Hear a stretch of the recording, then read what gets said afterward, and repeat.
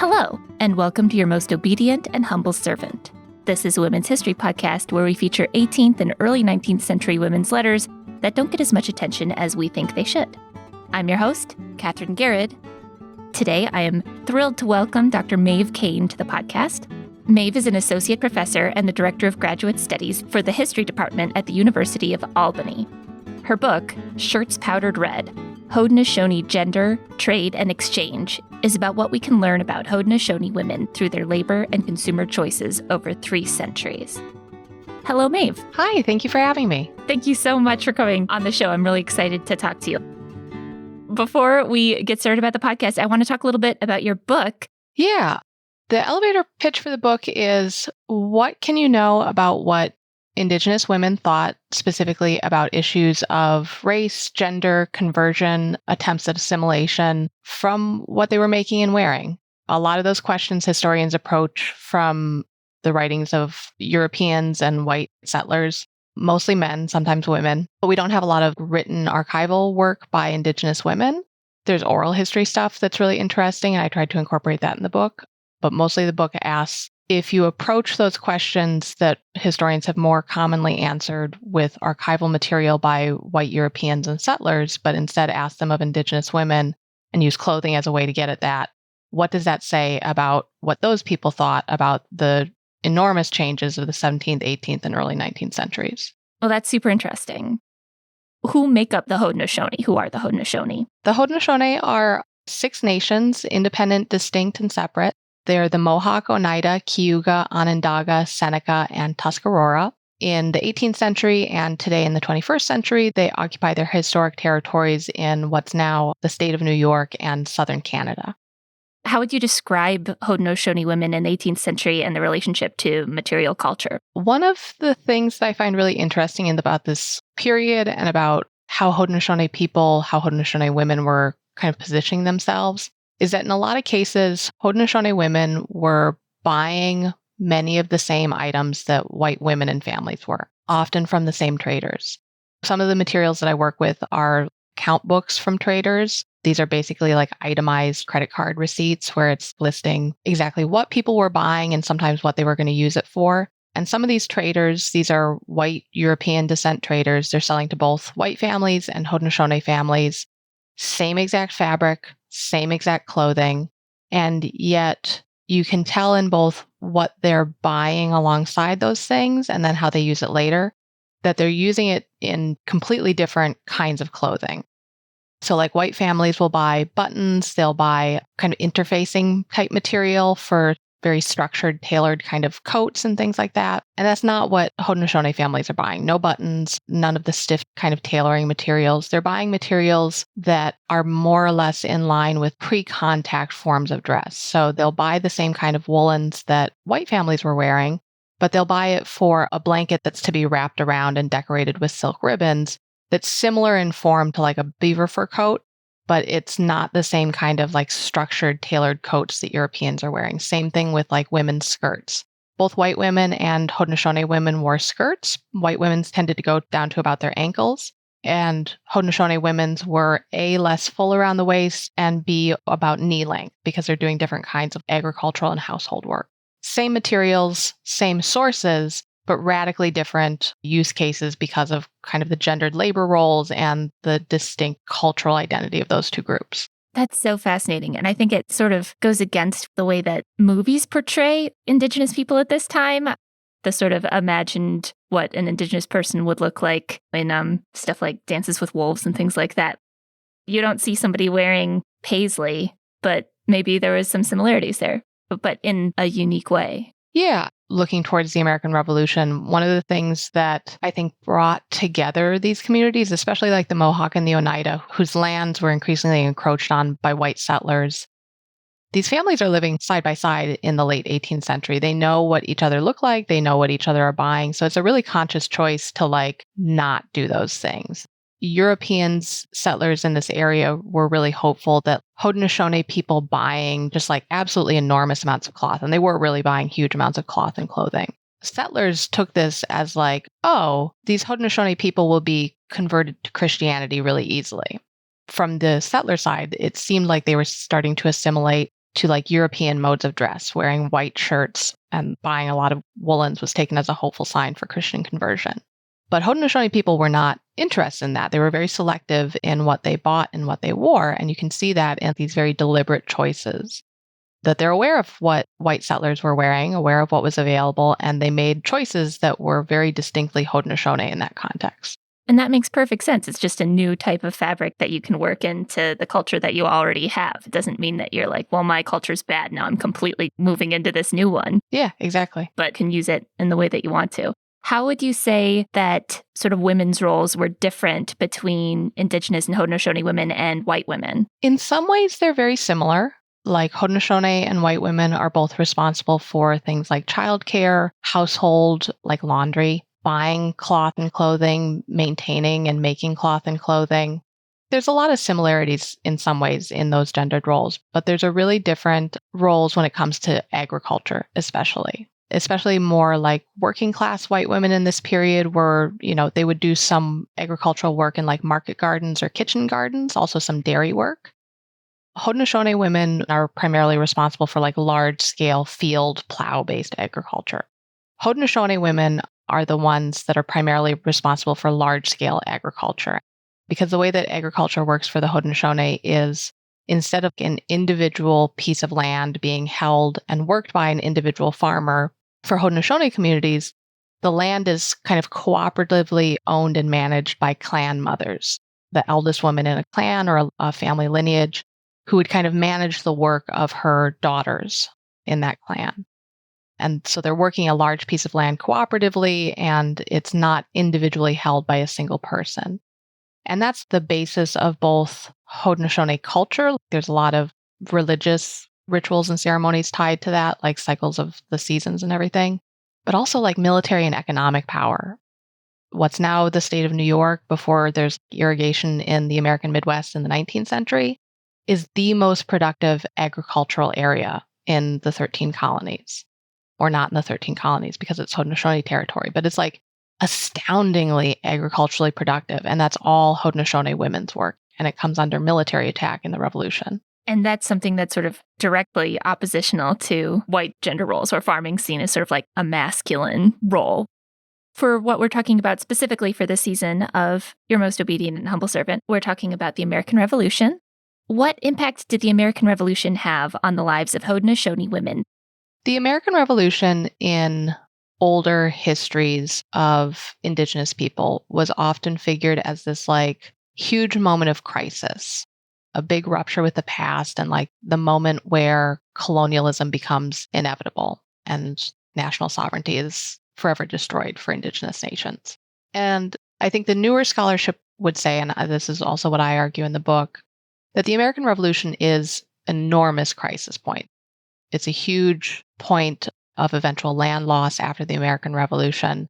But I think the newer scholarship would argue, and I argue, that it's not a point of inevitable decline, that these nations still continue to exist in the present and their sovereignty is uninterrupted. In the moment of the American Revolution, though, it's a huge disruption to women's lives. I mean, it is for basically all families in Eastern North America at the time, but for Haudenosaunee women specifically, the Six Nations of the Confederacy declare their neutrality in the conflict in 1775. But over the course of the next few years, after 1778, the Six Nations can no longer remain neutral. That's not really an option that's on the table anymore. And you see that in what happens in women's lives. The Six Nations have to pick sides. The Oneida and the Tuscarora ally with the Americans. The rest of the Six Nations formally ally with the British. And for women specifically, this means attacks on their bodies, on their homes, on their lands from various sides. A large part of the population after the American Revolution is refugees and have to resettle their own territories. Wow. From the Indigenous perspective, the American Revolution was just sort of one more conflict on top of many other conflicts. Was this something that felt like it was just a continuation of what they'd been living with, or was this even bigger? There's this moment where a set of Haudenosaunee diplomats say to Philip Schuyler, who's making overtures to the Oneida and other nations to ally with the Americans instead of the British. And these Haudenosaunee diplomats say to Schuyler this is a conflict between a father and his children, and we want no part of it. And like that's their argument for Haudenosaunee neutrality. They see this as a conflict that they don't really have part in. It's in large part because they have this existing diplomatic relationship with the British specifically, and they think it's very important to honor that diplomatic relationship. King George probably saw it sort of like that as well, as he's the father and there's the children. So what sort of things were Indigenous people considering when they were deciding? You talked about how the Haudenosaunee took their relationship with the British really seriously. So this entire idea of the American colonists being separate from the British, was that something that already kind of existed in their heads, or did they sort of see the American colonists who they were dealing with as British people? So the Haudenosaunee were definitely aware of ethnic divisions between the American settlers. This was especially the case and kind of a point of concern for the British military during the French and Indian War a generation prior, where the Haudenosaunee were very aware of tensions between German settlers in the Mohawk Valley, Dutch ancestry people at Albany, and then the British military, that they did not get along. The British military feared that the Haudenosaunee may have allied with the French during the French and Indian War, and that was a major concern because of Haudenosaunee military power in that conflict as well. And they were concerned that, like, if the Mohawk and the Oneida or other Haudenosaunee allied with the French, that they would take along with them the Mohawk Valley Germans or the Dutch at Albany and exploit some of those kind of ethnic tensions. And when it gets to the American Revolution, I think that the Haudenosaunee were aware of the people who became the Continentals. They were aware of the impulse to separate, but they still viewed them as like they're all under one king, that this is a group of people that, just as the Haudenosaunee had their diplomatic agreements and obligations that they'd made to the British government, that so too did the American colonists. And that the Haudenosaunee believed that that conflict would settle out because the British have been a presence on the continent for more than a century at that point. Right. Interesting. Now, for the purposes of this podcast, we like to get into very specifics of one document. And in this case, this is one of those unusual cases sometimes where we have a letter that's actually from an Indigenous woman. So this is a letter from the anglicized version of her name is Molly Brant. Do you know how to pronounce her name? Yeah, I will preface this with my Mohawk students tell me that my Mohawk pronunciation is very bad. So I will pronounce it, but my pronunciation is not great. Konwatsi'tsiaienni Molly Brant. From my perspective, my first introduction to Molly Brant was because I work for an encyclopedia. We're writing an encyclopedia entry on Dunmore's War. And in that, I was looking up Sir William Johnson. And I went to the Oxford Dictionary of National Biography. And I will say that this is the introductory paragraph of this encyclopedia entry about Sir William Johnson just makes him sound so messy in his personal life. He is. It's part of what I love about him. But yeah, he's real messy. Because normally they try to be so dry in this stuff, but it was just like there was no way that they could explain this and still be dry. So I'm just going to read a brief bit. By 1743, he had moved to several thousand acres of his own land near present-day Amsterdam, New York, where he called his home Fort Johnson. Since 1739, he had been living with Kathryn Weisenberg, a German servant who had run away from her New York City master at the age of 17. There's no record of a legal marriage, but Johnson called her his wife, and she was buried with what those who later exhumed his corpse assumed to be her wedding ring, engraved with the date 16 June 1739. The couple had 3 children. Kathryn died in April 1759. Perhaps even before that date, Johnson began a relationship with his housekeeper, Mary Molly Brant, sister of the Mohawk leader Joseph Brant. Johnson acknowledged paternity of her 8 children, and in his will, which called her mother merely his prudent and faithful housekeeper, promised each the equivalent of a farmstead. So, okay, Sir William Johnson. Also, okay encyclopedia entry writer by just saying, sister of Mohawk leader Joseph Brant. Do you want even more messiness on top of that? Oh, please, please. Kathryn Weisenberg's mother seemed to have been living at Johnson Hall after Kathryn Weisenberg's death, while Molly Brant was his housekeeper/wife. Very complicated. Yeah. It's a really interesting set of family relationships. So I saw that and I'm like, there's got to be more to this. This is like the encyclopedia, like dipping their toe into these sort of personal relationships. On your end, personally, what's your opinion of Sir William Johnson? Man, I find him really interesting. I don't think I would want to go out to dinner with him. He's so interesting in the way that he positions himself. He's like his own greatest promoter.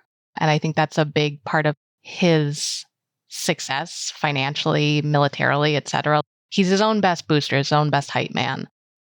But like as a person, there does seem to have been, I think, a lot of affection between both Johnson and Weisenberg and Johnson and Brant. But like, yeah, I don't think I would want to like work with the guy. Yeah, so I guess I sort of jumped in there pretty deep. I do love to talk about men starting with their personal lives because people do that with women a lot, and it's fun to do it with men too. So he was a colonial official, Sir William Johnson. It seems like he was also very interested in making money off of land acquisition. Yeah. But he got this position basically as, what was his official title? So he's eventually the superintendent of British Indian Affairs.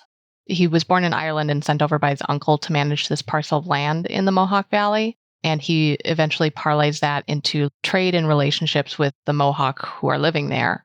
And his uncle's not happy about that because he's spending more time like making money off of the fur trade than he is on managing his uncle's land, or spending more time speculating on additional land than actually managing his uncle's land. And then he parlays that yet further in the French and Indian War into this baronetcy and military position. And he's the head guy of all diplomatic negotiations between the British and all Indigenous nations in North America, which is a huge step up. And I think his relationship with Molly Brant and her family was a huge part of that. How much of that is him and how much of that is he just happened to have this personal relationship with a Mohawk woman and he was able to sort of translate that into a position?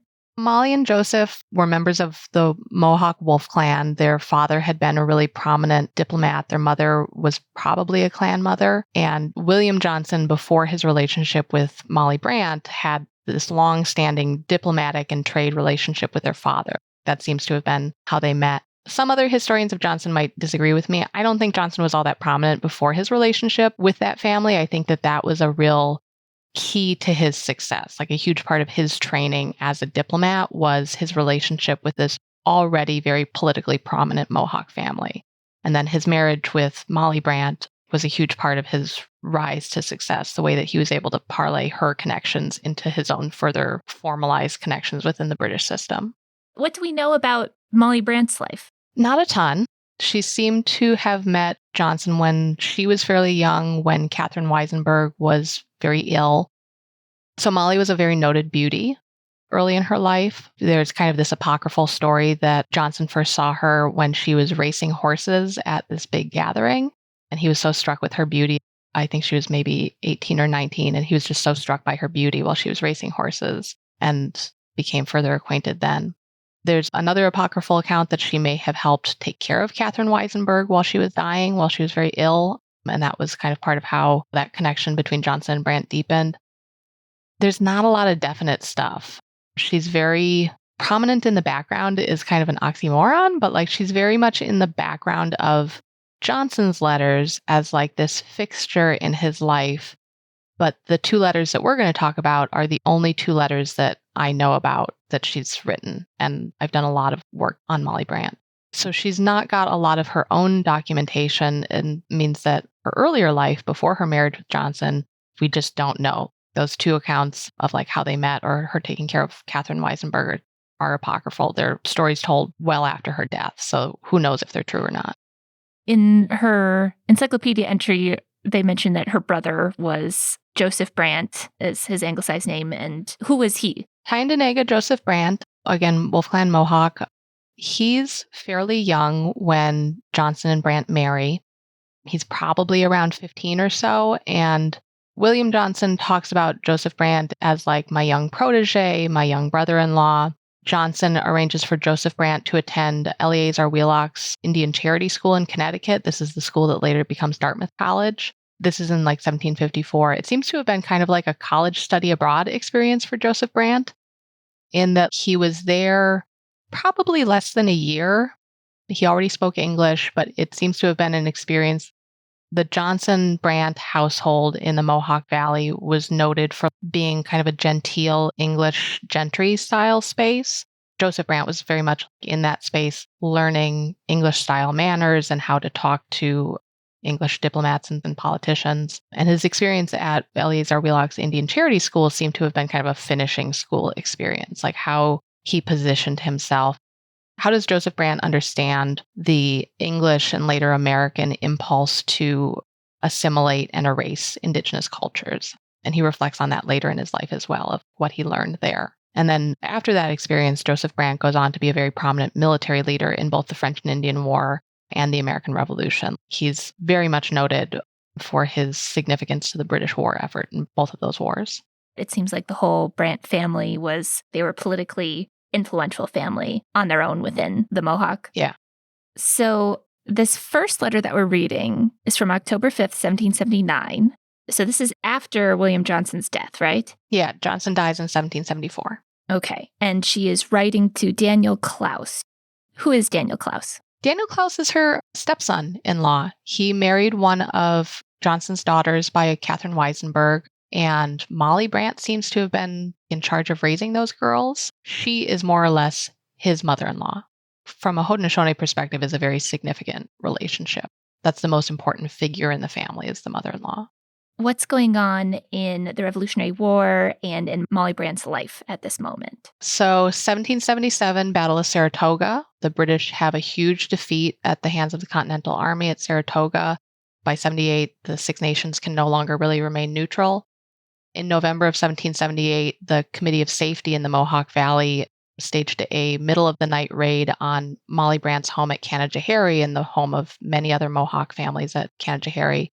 And about 2 a.m., rousted all of these families out of their homes, chased Molly Brant out of her home, stole her clothes, gave them to the wives and daughters of the Committee of Safety.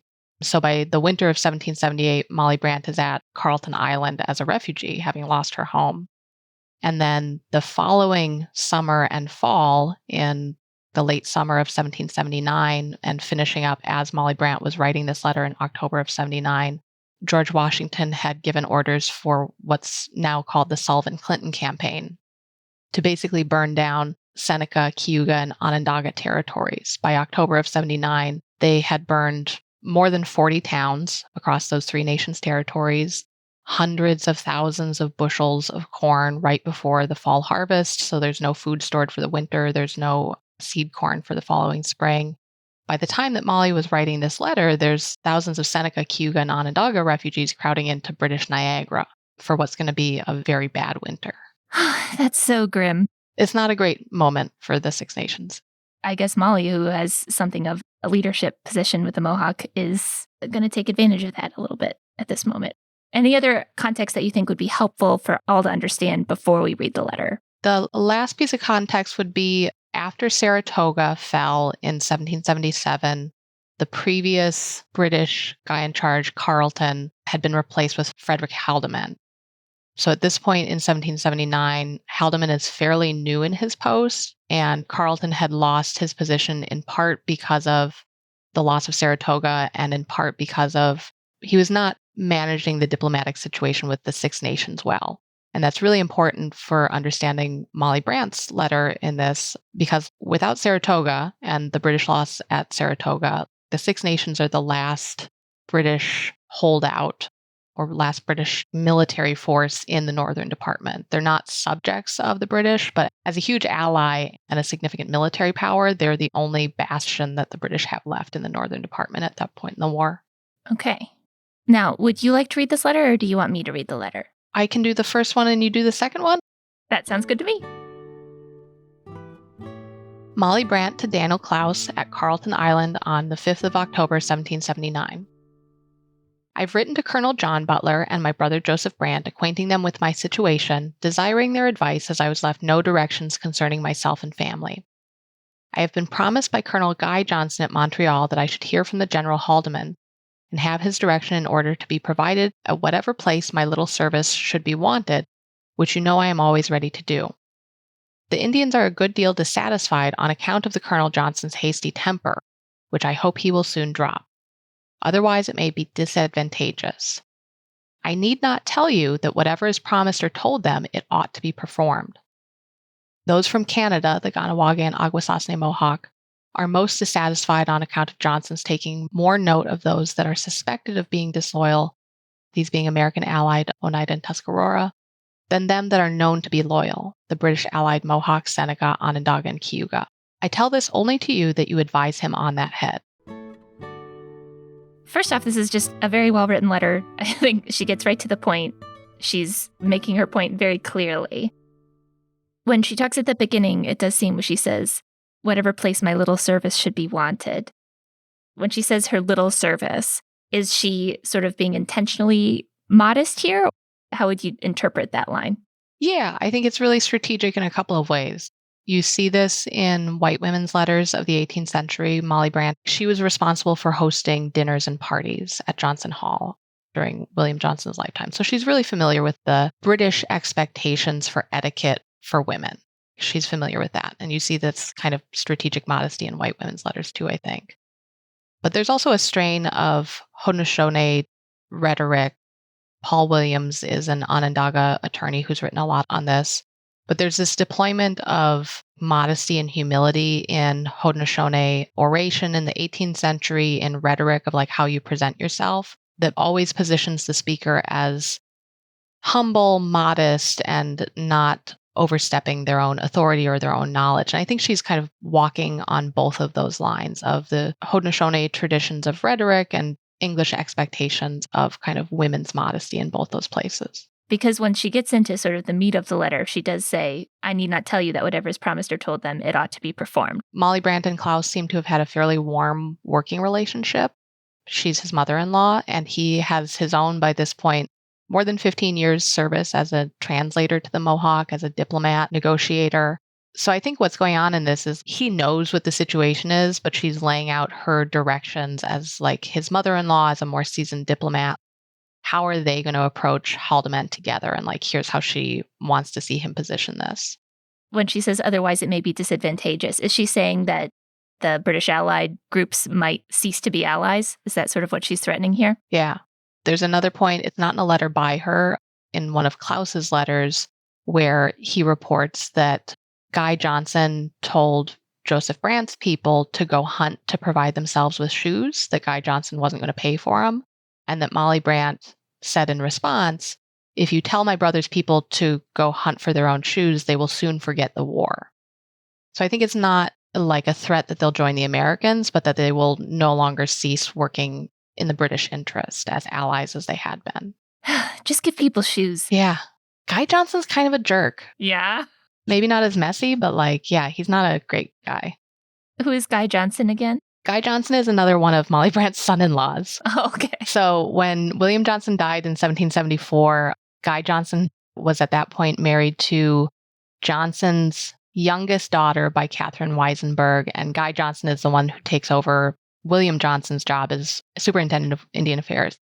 And he like kicked Molly out of her house. Oh my God. Basically, as soon as William Johnson died, they do not seem to have had a good relationship. And in the second letter comes up a little bit more, but by late 1781, Guy Johnson lost his job as superintendent of Indian Affairs because he was suspected of embezzling. So he's refusing on the one hand to provide shoes to these very important allies, like Joseph Brant's people had been incredibly important throughout the war. And Johnson is like, no, I'm not going to pay for shoes. And then on the other hand, he's dipping into royal funds for the war. He's never convicted, but he gets kicked out of his job for embezzlement. Classic. Yeah.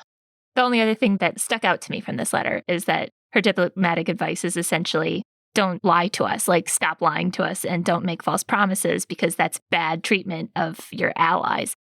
Just from my limited knowledge into Indigenous and colonial relations, that seems like it's a theme. White colonists keep making promises and not keeping them. Yeah, and I think this is especially like, this letter is more, it's not addressed to Frederick Haldimand, but it's about educating Haldimand as he's newly arrived governor and commander of the British in North America.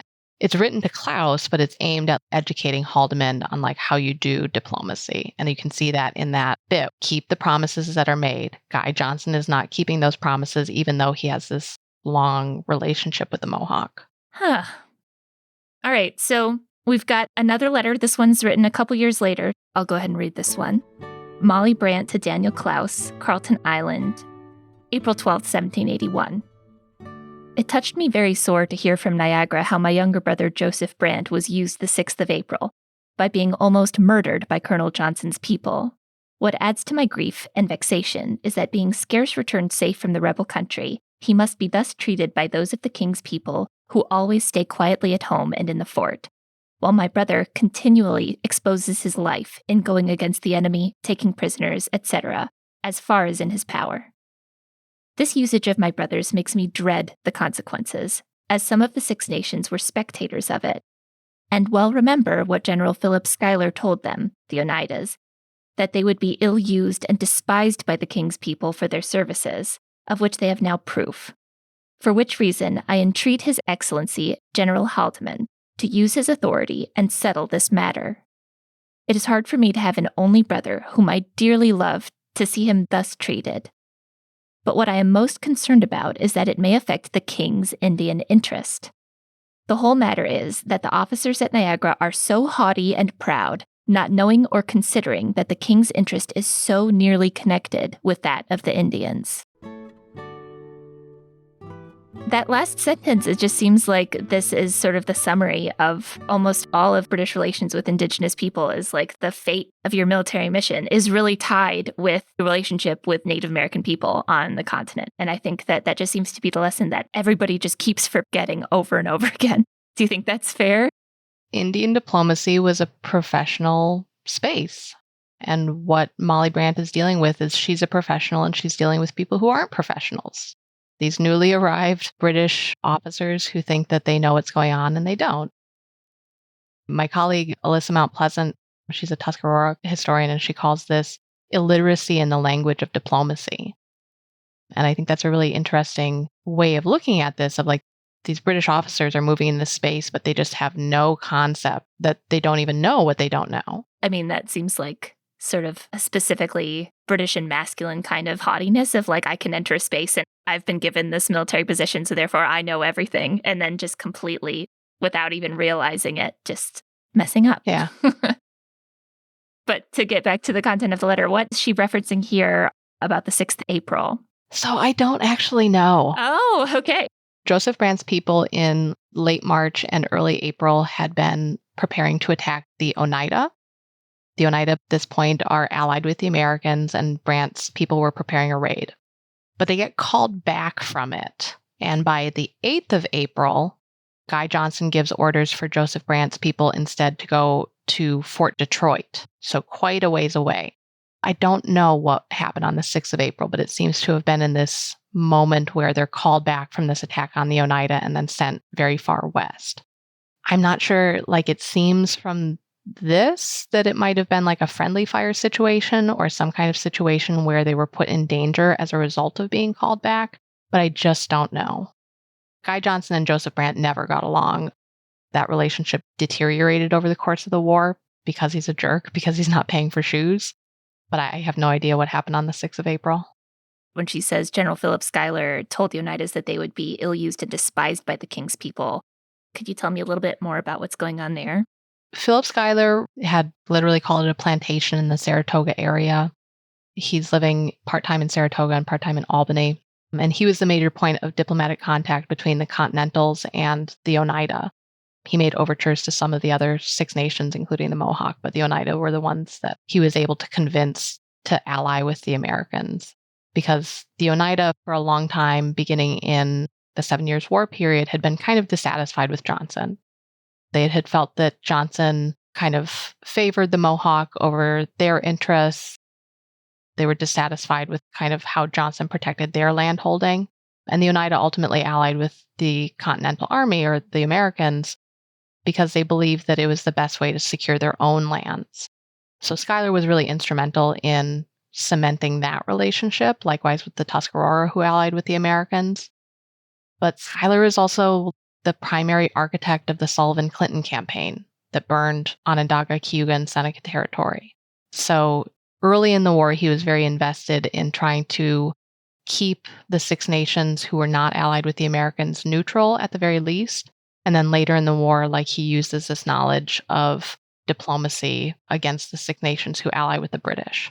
And again, she sort of talks about her own concerns about her brother and her brother possibly dying. But then she says, what I'm most concerned about is how it may affect the king's Indian interest. So that, again, seems like pretty clear diplomacy to me. How would you describe what she's trying to accomplish there? I think it's another one of these deployments of female concern, like familial concern there with her concern for her brother Joseph. She's got almost 30 years of experience as a diplomat by the point of the American Revolution. She's got way more experience than these British officers at Niagara. And especially thinking about that last couple of years from like Saratoga through the Sullivan Clinton campaign in the winter of 1779, underlining this is going very badly for the British and they need these allies. Molly Brant being such a professional diplomat, but it comes across sort of being so respectful to these people who are giving her and her people such little respect. And it just makes me frustrated when I read it. But she's doing an excellent job. She's doing an incredible job. But it's one of those things like the more you learn about American history, the more you just get angry sometimes. Yeah. So from all of your research into Molly Brant, do you feel like you have an understanding of what she was like as a person and her personality? I know that's a really tough question. I feel like I have an understanding of her as a professional. I don't feel like I have an understanding of her as a person. These are the only 2 letters that I know of that are written by her. I'll be honest, I'm not even sure if they were written by her or if they were dictated by her. They're in a copybook in the hand of other people. I think she was literate. There's a reference that she wrote to her brother Joseph Brant at different points in Mohawk. And like housekeeping in this period, especially a large house like Johnson Hall or Fort Johnson, needed numeracy and literacy. So I think that she was probably literate in English and Mohawk, but we don't for sure have a letter in her hand. So the other piece of how I understand her as a person is you get these little glimpses of her diplomatic negotiations separate from the diplomatic negotiations of her husband, William Johnson, where we don't have her own letters on this, but we get like these second-hand reports through Johnson and his descriptions sometimes of what she's doing. And one of these instances that I find really interesting was during the early 1760s, late in the French and Indian War. There's this instance where this British officer, I think he was a lieutenant, had a son with a Seneca woman, and he had been stationed out in Seneca territory in what's now far western New York. And then the British lieutenant was recalled. He was stationed somewhere else, no longer in Seneca territory, and he wanted to take his son with him. And his Seneca wife just basically disappeared with the kid and said, no, you're not going to take my son. Because in Haudenosaunee frameworks of family, children are part of the wife's family, part of the mother's family. They get their clan and their national belonging through their mother's line and not their father. And divorce seems to have been pretty easy for Haudenosaunee families, just a matter of social separation. But the British officer had no framework for this. He was really upset by this and kept writing Johnson letters of like, help me get my son back, and trying to get Johnson to intervene in this. And Johnson kept deferring to Molly of like, she'll make inquiries on your behalf and she'll do this and that. And she does seem to have done that. But the last letter on it was Johnson reported that Molly said that the Seneca wife's decision was final and that she wouldn't be further pursuing it.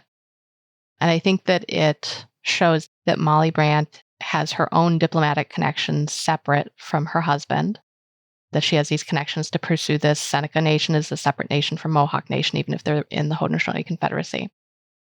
So she has her own diplomatic connections, and she's willing to at least use them to make connections on behalf of this British officer, but that she's still working within Haudenosaunee frameworks of family.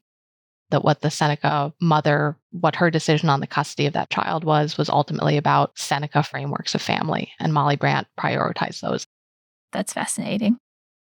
There's so much stuff about her, like that apocryphal story of her on the horse, and she's so beautiful and whatever, that's so very like steeped in this tradition of describing Indian women as like these sexually available beauties who are interested in marrying white men. It's hard to get a sense of her as a person through that lens. Other people write about her in her later life as like this very gracious hostess, both at Johnson Hall during Johnson's lifetime and later when she's living as a widow in Canada. And they write about her as this very gracious hostess who blends English manners with Haudenosaunee diplomacy. You get a sense of her in that, and she seems to have been a very devoted mother to her own children, to her stepdaughters by Johnson. But there's not a lot of her. You get these strategic deployments in these letters to Claus. She's very professional and on top of her stuff. But that doesn't tell you what somebody is like as a person, especially when being a white woman looking at her through this lens of all these other white people's letters about her. I don't feel like I have a sense of who she is. And I think that's totally fair. Maybe she didn't want people to have a sense of who she was. Maybe she gets to keep that, and that's okay. Yeah. What do you think is the most important thing that you want people who listen to this podcast to sort of know or understand about Molly Brant's experience of the American Revolution? The American Revolution is really easy to read as this huge loss for Indigenous women, especially Indigenous women who are members of nations allied with the British. And Molly Brant is exceptional in some ways because of her marriage to William Johnson and her family's diplomatic and political prominence. But I think she's pretty typical in the losses that she experienced. That nighttime raid on her home, the loss of her home, her experience as a refugee at different points in the war. But I think you can see in her letters that yes, she experienced those losses. And yes, she had to deal with Guy Johnson, these British officers at Niagara who didn't take her seriously, but she never lost her agency. What we don't see in these letters is that she is largely successful in shaping Haldeman's relationship with the Six Nations. Guy Johnson loses his job. Molly Brant gets a pension from the British government. So she experiences these losses. Other Indigenous women, Mohawk, Oneida, other members of the Six Nations experienced these losses during the American Revolution. And the post-war period especially was very hard with enormous punitive land losses in territories that would become New York. But those women and their nations persisted. The nations are still here in 2024, and the women, like Molly Brant, were able to exercise agency within that crisis, shape the diplomacy of that period, and shape how their nations navigated that crisis. Family and diplomacy are not always that separate. Wow, that was extremely well put. Thank you.